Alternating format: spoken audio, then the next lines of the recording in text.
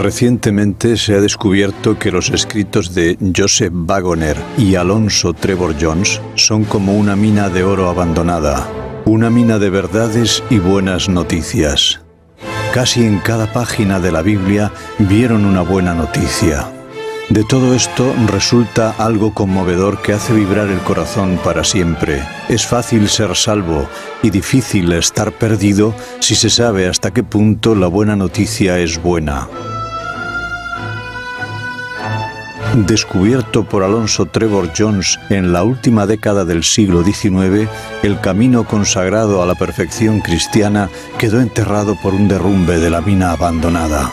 Tras 40 años de trabajos, el Señor Todopoderoso ha puesto nuestros pies en el camino glorioso y consagrado a la perfección cristiana. Dejando atrás los escombros, decimos con el apóstol Pablo en su carta a los Hebreos en el capítulo 6 y versículo 11: «Vamos adelante a la perfección».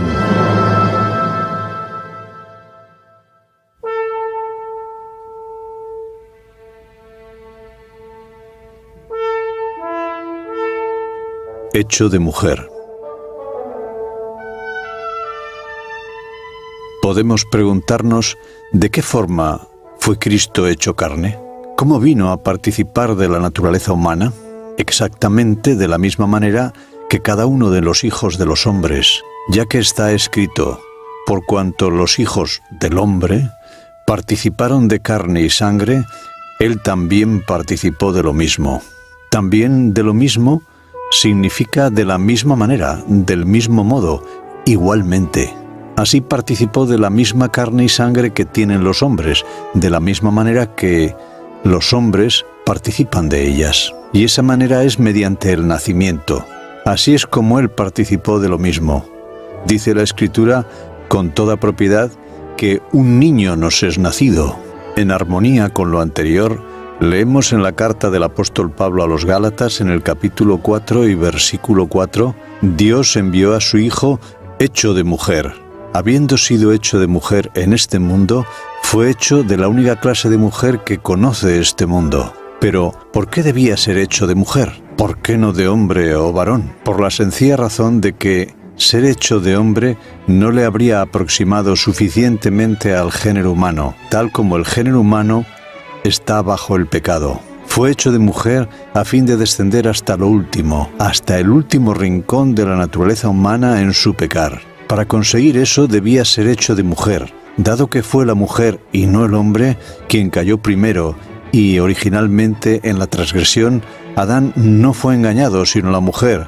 Siendo seducida, vino a ser envuelta en transgresión, como nos dice el apóstol Pablo en su primera carta a Timoteo, capítulo 2 y versículo 14. Si hubiese sido hecho simplemente de la descendencia del hombre, no habría alcanzado la plena profundidad en el terreno del pecado, ya que la mujer pecó, de forma que el pecado estaba en el mundo antes que el varón pecara.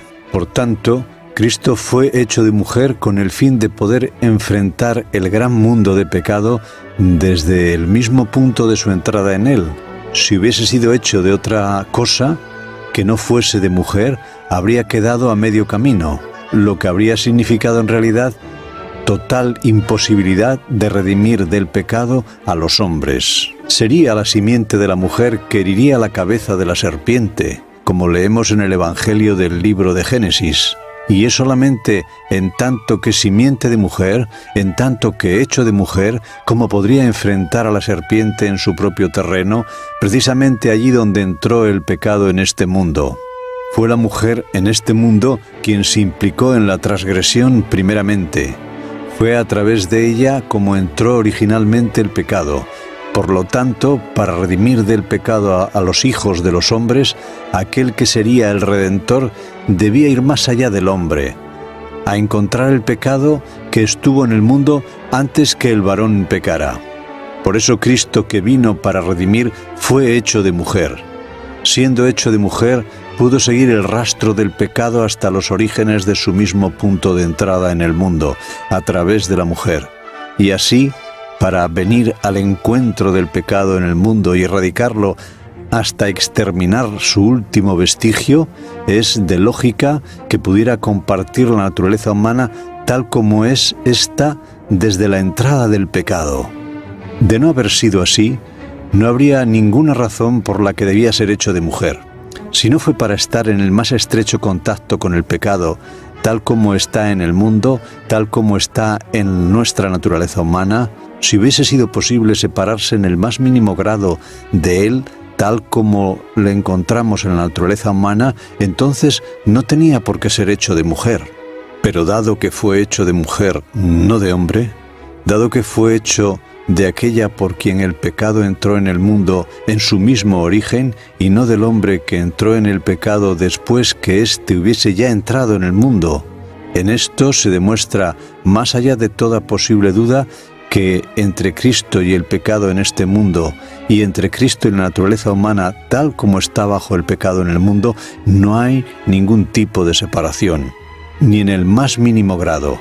Fue hecho carne, fue hecho pecado, fue hecho carne tal como es la carne, precisamente tal como es la carne en este mundo, y todo eso fue necesario con el fin de redimir a la humanidad perdida. Separarse en lo más mínimo, en el sentido que fuese, de la naturaleza de aquellos a quienes vino a redimir, habría significado el completo fracaso.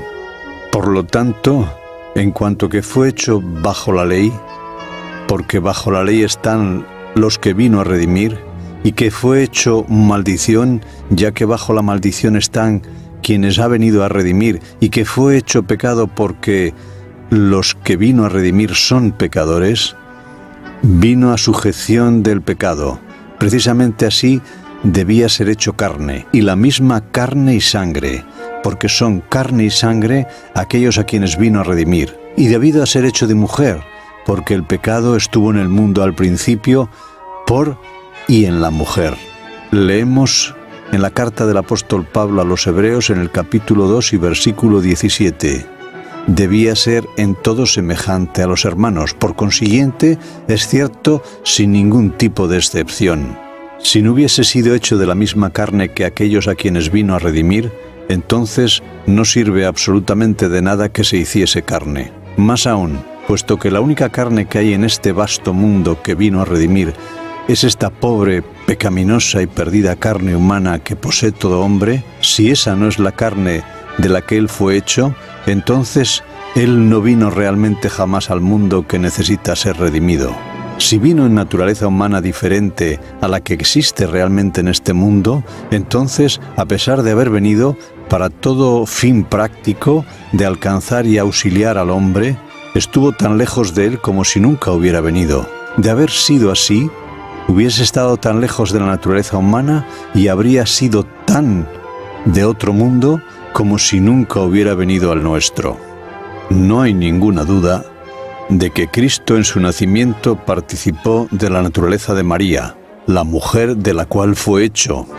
Pero la mente carnal se resiste a admitir que Dios, en la perfección de su santidad, accediese a venir hasta la humanidad allí donde está en su pecaminosidad. Por lo tanto, se ha hecho esfuerzos para escapar a las consecuencias de esta gloriosa verdad que implica el desprendimiento del yo, inventando una teoría según la cual la naturaleza de la Virgen María sería diferente del resto de la humanidad, que su carne no sería exactamente tal como es el común de toda la humanidad. Esta invención pretende que por cierto extraño proceso, María fue hecha diferente al resto de los seres humanos, con el particular propósito de que Cristo pudiera nacer de ella de la forma que les convenía. Tal invento culminó en lo que se conoce como el dogma católico de la Inmaculada Concepción. Muchos protestantes, si no la gran mayoría de ellos, junto a otros no católicos, creen que la Inmaculada Concepción se refiere a la concepción de Jesús por parte de María, la Virgen. Pero eso es un craso error. No se refiere en absoluto a la concepción de Cristo por María, sino a la concepción de María misma por parte de su madre.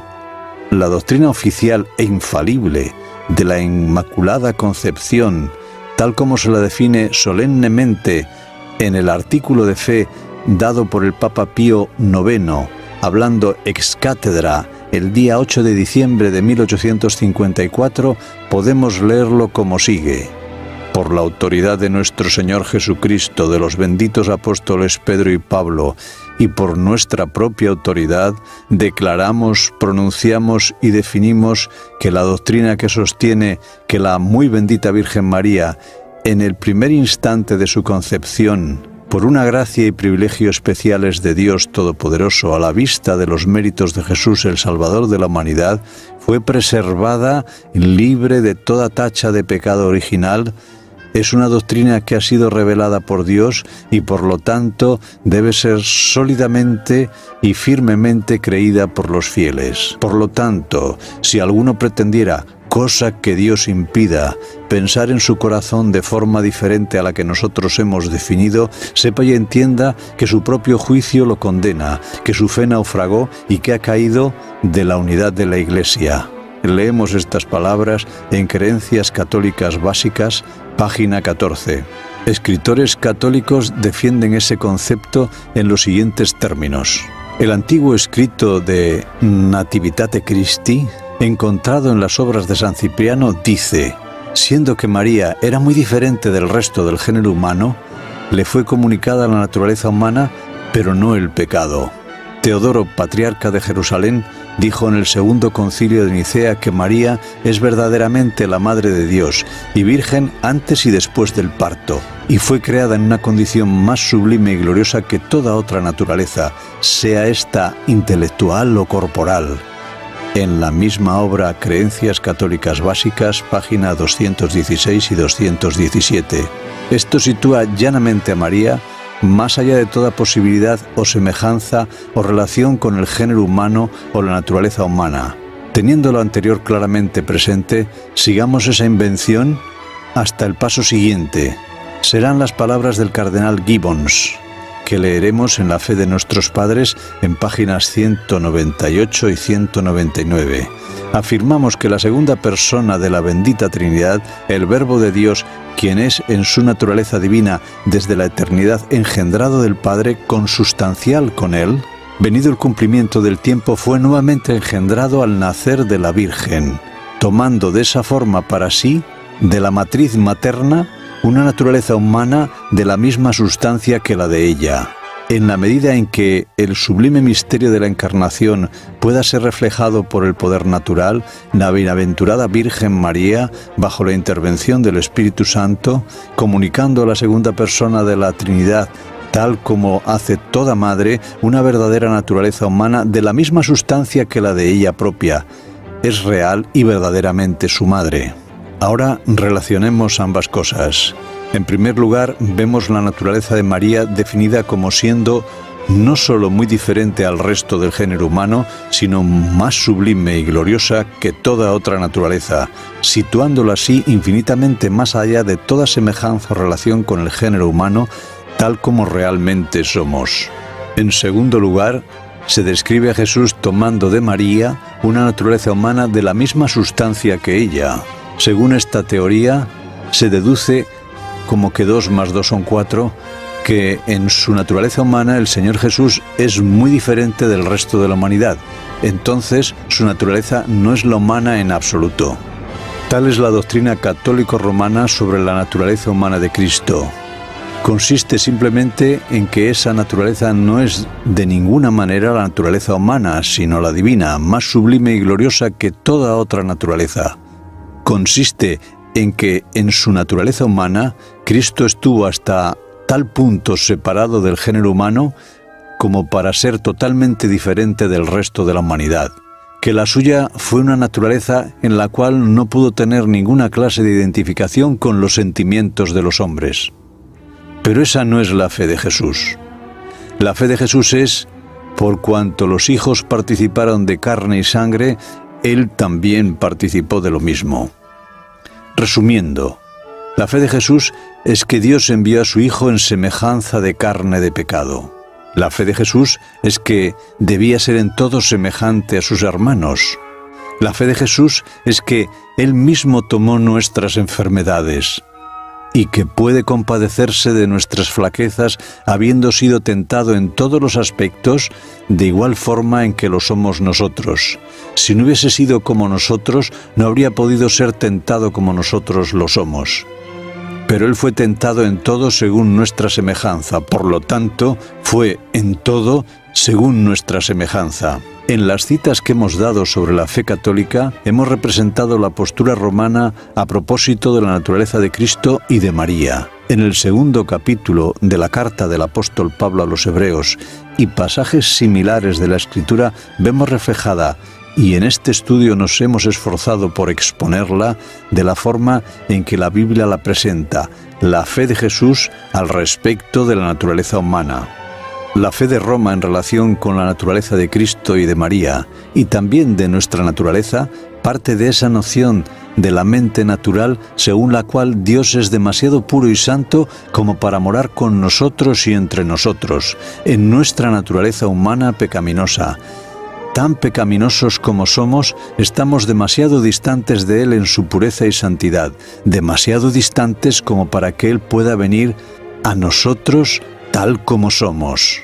La verdadera fe de Jesús es que, alejados de Dios como estamos en nuestra pecaminosidad, en nuestra naturaleza humana, que Él tomó, vino a nosotros justamente allí donde estamos, que infinitamente puro y santo como Él es, y pecaminosos, degradados y perdidos como nosotros somos, Dios en Cristo, a través de su Espíritu, quiere voluntariamente morar con nosotros y en nosotros para salvarnos, para purificarnos y para hacernos santos. La fe de Roma es que debemos necesariamente ser puros y santos a fin de que Dios pueda morar en nosotros. La fe de Jesús es que Dios debe necesariamente morar con nosotros y en nosotros a fin de que podamos ser puros y santos.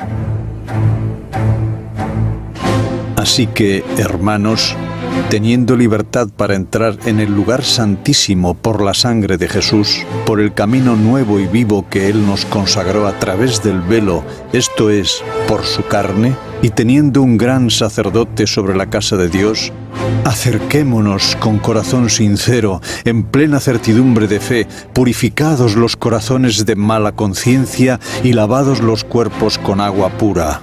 Palabras del apóstol Pablo en su carta a los Hebreos, capítulo 10, versículos 19 al 22.